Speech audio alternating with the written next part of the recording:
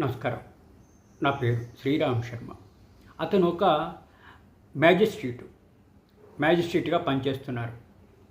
అక్కడ దాకా బాగానే ఉంది. అతను ఎలక్ట్రిసిటీ డిపార్ట్మెంటు వ్యక్తుల మీద కంప్లైంట్ ఇచ్చాడు. ప్రైవేట్ కంప్లైంట్ కూడా ఫైల్ చేశాడు. ఇట్లా వీళ్ళు మోసం చేశారు అని చెప్పేసి అది హైకోర్టులో ఛాలెంజ్ చేశారు సదరు ఎలక్ట్రిసిటీ డిపార్ట్మెంటు వర్కర్లు.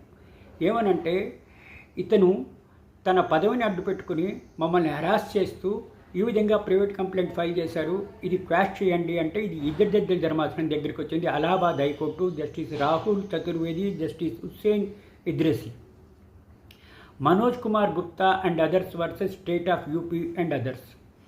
ఇట్లా సదరు మ్యాజిస్ట్రేట్ గారు తప్పుడు కేసులు ఫైల్ చేశారు. తన పదవిని అడ్డుపెట్టుకుని తన పదవిని మిస్యూజ్ చేస్తూ తన ఇన్ఫ్లుయెన్స్ని యూజ్ చేస్తూ ఇటువంటి ఉద్యోగస్తుడి మీద, పబ్లిక్ సర్వెంట్ మీద ఫాల్స్ కేసులు పెట్టడం ఏంటి, ఇది తప్పు. తన పదవిని మిస్యూజ్ చేసుకుని ఇటువంటి కేసులు పెట్టాడు కాబట్టి ఈ కేసు నిలవదు అని క్వాష్ చేయడం జరిగింది. దీని ద్వారా మనకి తెలిసేదేంటి, కేవలము మీరు పెద్ద ఉద్యోగస్తుల స్థానంలో ఉంటూ చిరు ఉద్యోగస్తులపై మీ ప్రతాపం చూపిస్తూ ఇటువంటి కేసులు పెడితే అవి నిలవవు అని చెప్పడానికి, మీ పదవిని మిస్యూజ్ చేయనట్టు చెప్పడానికి ఇది ఒక చక్కటి ఉదాహరణ.